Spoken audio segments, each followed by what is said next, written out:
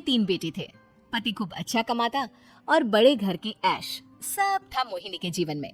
लेकिन एक चीज जो नहीं थी वो थी सुकून। मेरी बहन और मेरा भाई दोनों गरीब, लेकिन मैं मेरे पास तो नोट की बरसात है। तभी मोहिनी की बहन बीना उसके दरवाजे आ जाती है। अरे मोहिनी कैसी है? मेरे घर में ना सिलेंडर खत्म हो गया है। तेरे पास तो इतने पैसे हैं, भरवा देना मेरा सिलेंडर। पैसे जैसे ही आ जाएंगे मैं दे दूंगी। तभी मोहिनी का पति राकेश आ जाता है। क्या है बिना, ये अपने घर की परेशानी हम लोगों के घर ना गाया करो। तुम्हारी बहन को तुम लोगों पर तरस आ जाता है और वो पैसे देने लग जाती है। मुझे ये बिल्कुल पसंद नहीं है। ओ जीजा जी, नहीं, मैं तो वो बस अच्छा मैं चलती हूँ। बीना वहाँ से चली जाती है। उसके जाने के बाद अच्छा किया जो आपने सुना दिया। अरे न जाने क्या सोचकर मेरे घर आ जाती है कि जैसे यहाँ तो भंडारा भरा है। अरे कितना तो दे दिया। अच्छा जी जरा 1000 तो देना। वो बिन्नी दीदी है ना, उनके घर जा रही हूँ। उनका पोता हुआ है तो मुंह दिखाई दे दूंगी। हाँ, उन लोगों के आगे तो शो ऑफ किया करो। वो खुद को बड़ा अमीर शो करते हैं ना, दिखा दे कि तू भी किसी से कम नहीं है। हाँ जी, इसी के लिए तो जा रही हूँ। मोहिनी तैयार होकर अपनी बुआ की बेटी के घर जाती है, जहाँ उसके पोते का कार्यक्रम चल रहा होता है। वहाँ वीना भी आई होती है। अरे वीना, क्या जरूरत थी यहाँ आने की? तेरे घर पर गैस नहीं है तो वो भरा लेती। क्या करूं मोहिनी, बुआ को बुरा लग जाता नहीं जाती तो। वैसे मेरे पास एक जोड़ा बच्चे का कपड़ा रखा था, वही अपनी चांदी की पायल के साथ देने जा रही हूँ। घर पर गैस थी नहीं, सोचा परिवार यहीं खाना खा लेगा, बाकी सुबह का सुबह देखा जाएगा। मोहिनी को बहन पर दया आ जाती है। वो पर्स से 1000 रुपए निकाल कर दे देती है। ले वीना, लेकिन पैसे वापस कर देना, तेरे जीजाजी हिसाब लेते हैं। मोहिनी भी क्या करती, गरीबी में बहन का सहारा ही उसके जीवन जीने का आधार था।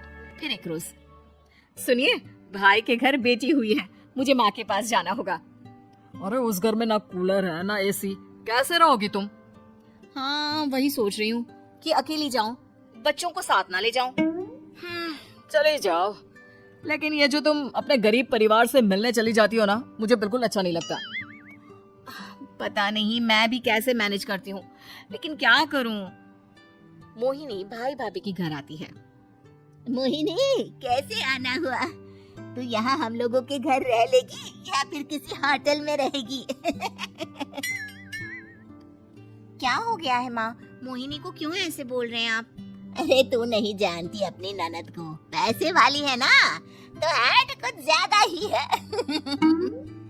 मोहिनी को माँ की बात का बुरा नहीं लगता है, क्योंकि उसे पता ही नहीं चलता कि माँ उसे जली कटी सुना रही है।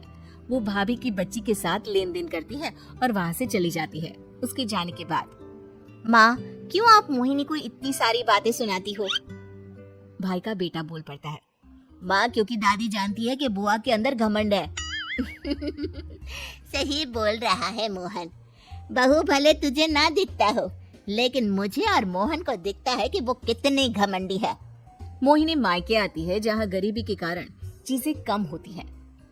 इस मोहन के बच्चे को काम पर लगा दो ना, किसी दुकान या किसी होटल में, बर्तन धो लिया करेगा, कम से कम 4 पैसे और आएंगे घर में। देख मोहिनी, माना तेरे पास पैसा है, लेकिन तेरे भाई के दिन इतने भी बुरे नहीं चल रहे कि वो अपने बच्चे की पढ़ाई रुकवाकर उससे बर्तन धुलवाए।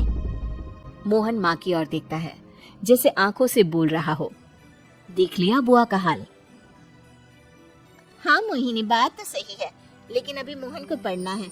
आखिर तुम भी तो अपने दोनों बेटों को पढ़ा रही हो ना। मेरे बेटों से कैसे कंपेयर कर सकती हैं आप? अरे वो तो कलेक्टर बनेंगे। हाँ, कल को वो मोहन को नौकरी में रख लेंगे, क्यों? मोहिनी कुछ दिन और रहकर चली जाती है। धीरे धीरे दिन बीतता है। मोहन बड़ा होता है और कड़ी मेहनत से सफल भी हो जाता है। मोहिनी, माँ के जाने के बाद तो तुमने भाई भाभी के घर जाना छोड़ ही दिया, क्यों? वो क्या है ना, उन लोगों का घर छोटा है, मेरे बच्चे जाना ही नहीं चाहते। पर तुझे क्यों अचानक मायके की बात याद आ गई? यार मेरा तो मायका है, भाई भाभी है, मेरा तो आना जाना लगा ही रहता है। हाँ, क्योंकि तुझे आदत है ना ऐसे छोटे से घर में और कम पैसे में रहने की। वैसे क्या खबर है आजकल मायके की अपने? अब वो घर छोटा और कम पैसे का नहीं रहा, क्योंकि मोहन तो बहुत बड़ा आदमी बन गया है। फिर क्या, मोहिनी भाभी को फोन करती है। मोहन किसी बड़ी कंपनी का मैनेजर हो गया है क्या भाभी? क्या ये सच है? हाँ मोहिनी दीदी, अब तो हम लोगों के गरीबी के दिन कट गए। आपके भाई ने कोई अच्छे कर्म किए होंगे जो हम लोगों का बेटा इतना अच्छा कमा रहा है।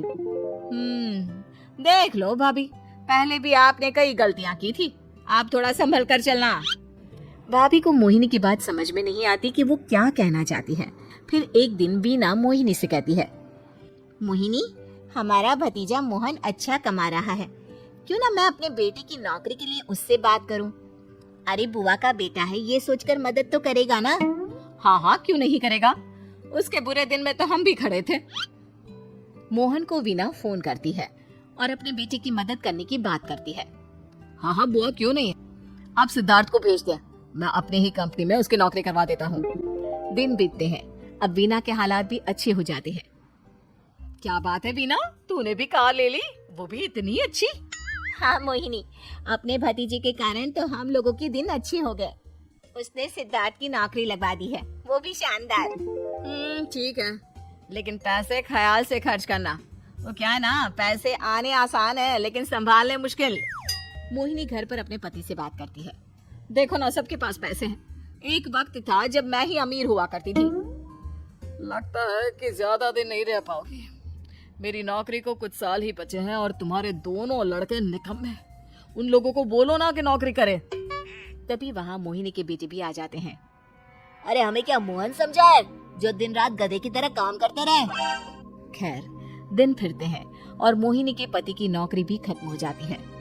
मोहिनी क्या करे, थोड़े से पैसे में गुजारा नहीं हो रहा है, तो क्या करे, मेरी समझ में कुछ नहीं आ रहा। मोहन को बोलो ना कि वो इन दोनों के लिए नौकरी देखे, जैसे सिद्धार्थ के लिए नौकरी देखी है। मोहिनी क्या कहती, उसे अपने वो दिन याद आ जाते हैं जब उसने भाभी से मोहन को नौकर बनने की सलाह दी थी।